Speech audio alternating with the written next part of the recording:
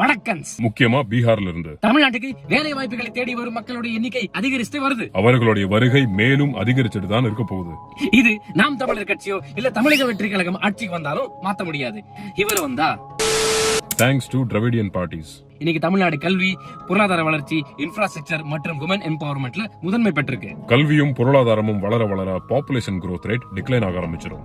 Younger ஜெனரேஷனுடைய எண்ணிக்கை குறைஞ்சே வரும். ஒரு சமுதாயம் கல்வியும் பொருளாதார வளர்ச்சியும் அடைஞ்சிட்டு வர நிலையில சில வேலைகளை இனிமேல் பார்க்க விரும்ப மாட்டாங்க.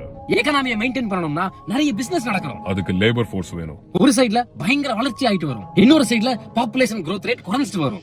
அப்ப லேபர் ஃபோர்ஸை பேலன்ஸ் பண்ண மைக்ரண்ட் ஒர்க்கர்ஸை நம்பி தான் பொழப்பு ஓடும். இந்த நிகழ்வை நம்மளால உலகம் முழுக்க டெவலப் கண்ட்ரீஸ்லயும் பார்க்க முடியுது. தமிழ்நாட்டுல பாப்புலேஷன் growth ரேட் டிக்ளைன் ஆயிட்டு வரது மட்டும் பிரச்சனை இல்ல. தமிழ்நாட்டுல லோவர் இன்கம் குரூப் மற்றும் தினசரி கூலி வேலை பாக்குறவங்க மத்தியில ஆல்கோஹாலிசம் சிவியரா இருக்கு. குடிப்பழக்கம்னு வந்துட்டா ப்ரொடக்டிவிட்டி அடி வாங்கும். கடன் உடனே வாங்கி பிசினஸ் பண்றவங்க தனக்கு hard working and committed labour force வேணும் தான் எதிர்பார்ப்பாங்க.